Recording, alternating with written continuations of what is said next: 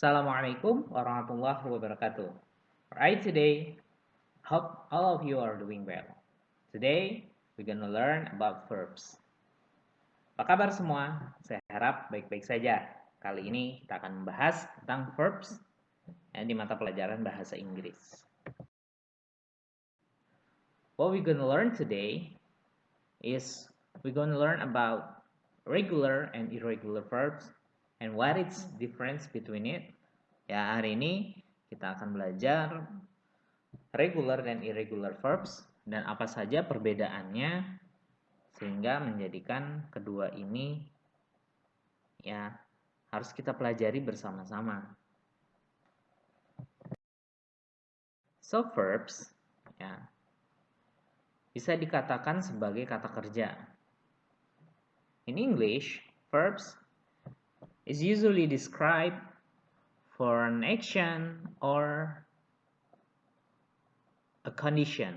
Ya, jadi verb ini dalam bahasa Inggris biasanya mengungkapkan atau digunakan untuk kata kerja berupa aksi, ya, pekerjaan atau menggambarkan sebuah kondisi. Misalkan kalau untuk yang aksi, I play basketball, ya, aku bermain basket. Atau misalkan kalau yang condition, I feel empty, ya, aku merasakan hampa. Nah, feel ini padahal verb, ya, bisa digunakan untuk kata kerja yang lain. Nah, verb itu dalam bahasa Inggris ya mengacu kepada dua tadi. Nah, contoh-contoh verbs ini bisa kalian ketahui ya seperti predikat dalam bahasa Indonesia ada laugh, ya ada ride, ada dance. Nah, ini contoh-contohnya saja. Kalian mungkin sudah hafal 50, ada yang hafal 100, ada yang hafal 200 dan lain sebagainya.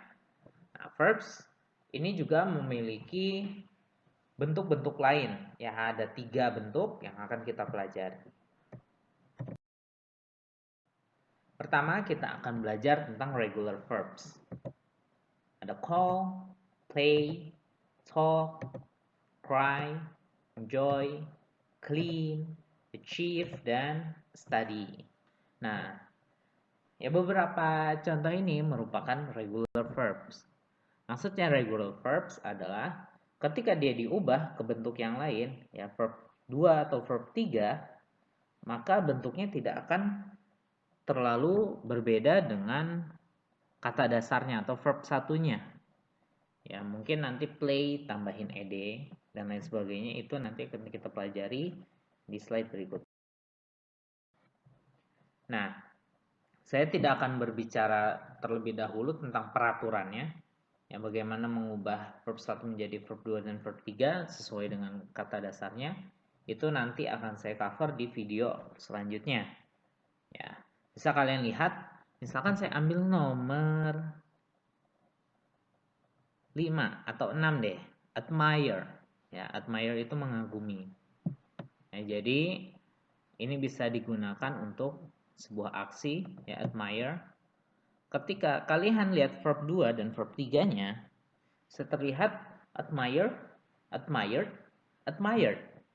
Ya, admire, admired, admired. Hanya ditambahkan D di belakangnya. Ya, verb 2 dan verb 3 sama, ya sama ya. Tidak berbeda jauh dengan verb satunya. Misalkan accompany, ya yang nomor 2 accompany, verb 2-nya jadi accompanied. Ya, verb 3 accompanied. Nah, kenapa saya ajarkan ini? Ini kembali lagi ke past tense ya. Kenapa dalam bentuk positif past tense harus menggunakan verb 2. Ini berarti yang ada di tengah-tengah. Ya misalkan saya mencapai peringkat tertinggi ya kemarin, misalkan gitu. Saya mencapai peringkat tinggi kemarin. Kalau kita ubah ke dalam bahasa Inggris, I achieved ya pakai yang D, yang verb 2, I achieved highest rank yesterday. Ya, saya mencapai peringkat tertinggi kemarin. Nah, ini adalah regular verb ya, yang bentuk verb 2 dan verb 3-nya ini hampir mirip dan hanya ditambah di belakangnya saja, bisa d, ed, ied. Ya, ini tergantung dari kata dasarnya. Nanti kita akan pelajari lebih lanjut. Selanjutnya, kita akan mempelajari tentang irregular verbs.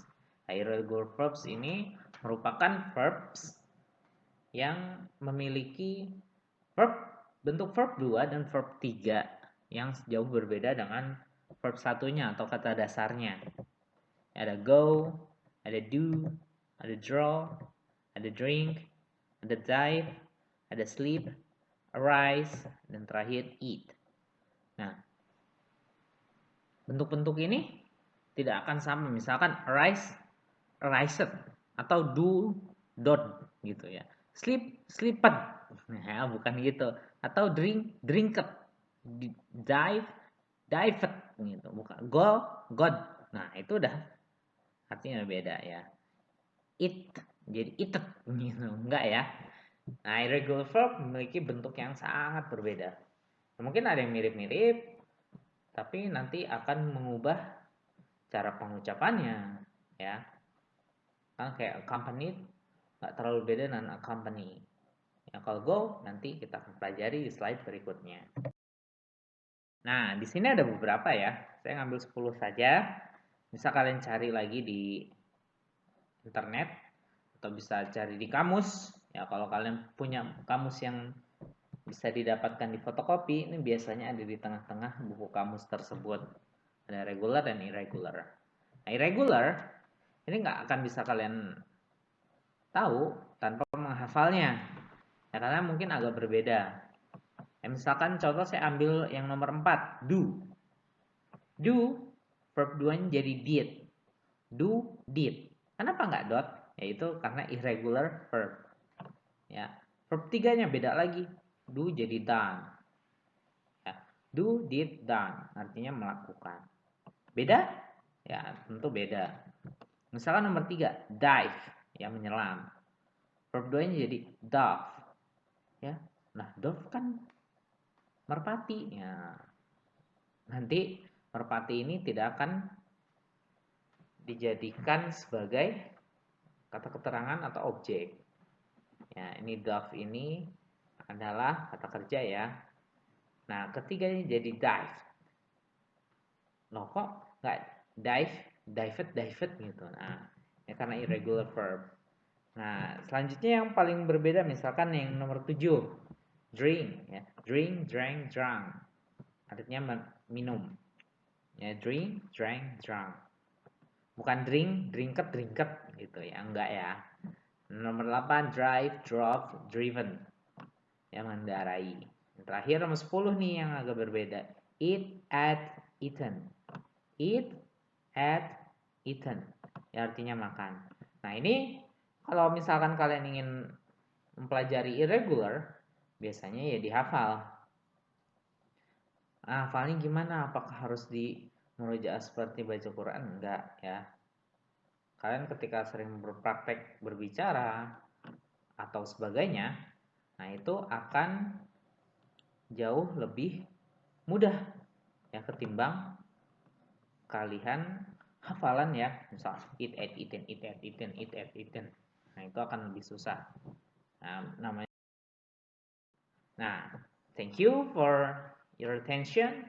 I hope this lesson isn't really hard ya. Saya harapkan ini tidak terlalu susah. And just keep practicing ya. Kalian teruslah berlatih because expert wants a beginner ya. Karena seorang ahli dulunya adalah seorang pemula. Kalau kalian belum bisa sekarang, mungkin besok, mungkin lusa, mungkin seterusnya. Terima kasih. Assalamualaikum warahmatullahi wabarakatuh.